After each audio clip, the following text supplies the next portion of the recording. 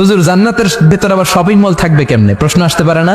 সহিহ মুসলিমের বর্ণনা, ইন্না ফিল জান্নাতি লাসুকান, জান্নাতের ভেতরে বিশাল এক শপিং মল থাকবে।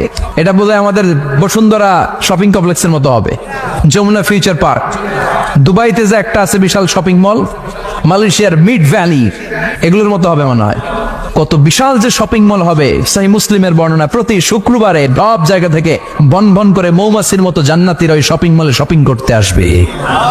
ইচ্ছে মতো দেদারসে পোশাক কিনবে, ইচ্ছে মতো শপিং করবে, টাকা দেয়া লাগবে না, ক্রেডিট কার্ড লাগবে না। সুবহানাল্লাহ পড়েন। ইচ্ছে মতো শপিং করবেন। দুনিয়াতে একটু কষ্ট করে হালাল উপার্জন করে খেয়ে যান। আল কানাআতু মিনাল ইসলাম, অল্পে খেয়ে তুষ্ট থাকা আর আল্লাহ শুকরিয়া করা, এটার নামই ইসলাম। অল্প খাও, অল্প পড়ো, অল্প জমাও, অল্পের ভেতরে বরকত ঢুকাই দিছে কে?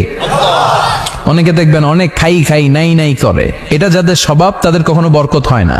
অল্প খাবেন, অল্প পড়বেন, আর হালালের সাথে সম্পর্ক করবেন। আল্লাহুম্মা কফিনি বিহালালিকা আন হারামিক ওয়া আগনিনি বিফাদলিকা আম্মান সিওয়াক। বিশ্বনবী দোয়া করতেন, আল্লাহ হালালকে আমার জন্য যথেষ্ট করেন, হারাম থেকে আমারে বাঁচিয়ে রাখেন। পড়েন আমিন। হালাল অল্প হলেও হালালে বরকত আছে না নাই? হারাম বেশি হলেও এটাতে কোনো বরকত নাই, ঠিক কিনা?